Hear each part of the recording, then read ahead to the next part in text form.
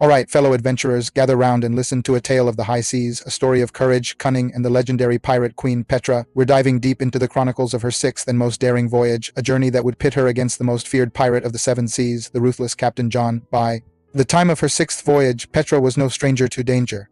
Her name was whispered in every port, from the bustling markets of Tortuga to the mysterious shores of the Far East. She was known for her lightning-fast ship, the Serpent's Kiss, her loyal crew, and a mind as sharp as her cutlass. But this voyage was different. This time it was personal. Years earlier, Captain John, a man whose heart was as black as the flag he flew, had betrayed Petra's mentor, a wise old sea dog named Finn. John stole Finn's most prized possession, the Sunstone, a mythical gem said to guide ships through the most treacherous storms and reveal hidden passages in the ocean. Petra had sworn an oath to reclaim it and avenge her friend. The time had come to make good on that promise. Her journey began with a cryptic clue left by Finna's star, char-tinked onto a piece of sailcloth. It wasn't a map to treasure, but a celestial puzzle.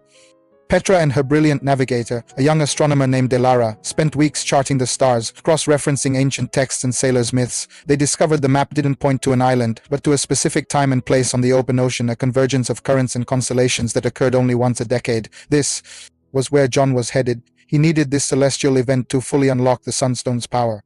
Word of Petra's quest spread like wildfire. Sailors who had suffered under John's tyranny began to flock to her banner. Her small fleet grew. She welcomed a grizzled shipwright who knew how to reinforce a hull against cannon fire, a master of disguise who could infiltrate any port, and even a chef who knew how to make hardtack taste like a feast. Her crew wasn't just a band of pirates.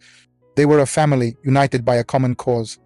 As they sailed toward the coordinates, they faced Captain John's traps. He had laid a trail of false leads and ambushes. First, they encountered the Whispering Shoals, where enchanted fog caused sailors to hear phantom sirens luring them onto jagged rocks. Petra, however, had her crew stuff their ears with beeswax, a trick she learned from an old Greek legend. She stood at the helm, lashed to the mast, and navigated by feel and instinct, guiding her fleet safely through the deadly mist. Next, they were ambushed by three of John's fastest sloops near the Dragon's Teeth Isles. A conventional sea battle would have been costly, but Petra had a better idea, using her knowledge of the local currents. She lured the sloops into a narrow, winding canyon between the rocky isles. As John's ships gave chase, her shipwright's modifications paid off. The Serpent's Kiss was nimble enough to navigate the tight turns, while the larger, clumsier sloops scraped against the rocks, tearing their hulls and getting stuck. Petra's crew disabled them without firing a single cannonball. Finally, they arrived at the convergence point, a patch of eerie, unnaturally calm water under a sky filled with swirling colored lights. In the center of it all was Captain John's flagship, the Leviathan, a monstrous vessel bristling with cannons. John stood on the quarterdeck, laughing, the sunstone pulsing with a sickly green light around his neck. He had been waiting for them. John's plan was diabolical. He intended to use the sunstone's power, amplified by the celestial convergence, to create a massive permanent maelstrom, a storm that would swallow any ship that dared to challenge his rule, making him the undisputed king of the seas. Petra knew a frontal assault on the Leviathan was suicide. She had to get that stone. This is where her plan, months in the making, truly unfolded. As night fell, she launched her attack, but it was a feint. Her other ships, firing smoke-filled cannons, created a thick, disorienting smoke screen around the Leviathan. Under the cover of this chaos, Petra, along with her two most trusted crew members, used a small, silent skiff to approach John's ship from the stern, the one blind spot she had identified from old ship schematics. While John was distracted, bellowing orders from his deck and enjoying what he thought was an easy victory, Petra and her team scaled the massive hull of the Leviathan. They moved like shadows, silent and unseen. Their target wasn't John, not yet. It was the ship's rudder chain. Using specialized tools designed by her shipwright, they worked quickly to sever the massive iron links controlling the ship's steering. The moment the chain snapped, the Leviathan was adrift, unable to turn. It began to drift helplessly toward the forming maelstrom. Panic erupted on John's deck. His crew, who followed him out of fear, not loyalty, began to abandon ship, seeing their captain had led them into a trap of his own making. With his ship out of control and his crew deserting him, John was finally vulnerable.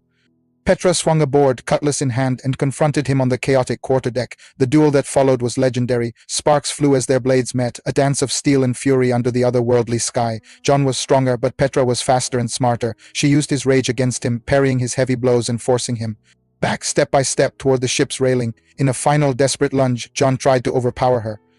Petra sidestepped, using his own momentum to throw him off balance. As he stumbled, she didn't strike him down. Instead, with a flick of her blade, she sliced the leather cord holding the sunstone. The gem flew into the air, and Petra snatched it before it could fall into the churning sea. Without the stone's dark influence, the forming maelstrom began to dissipate. The sky cleared.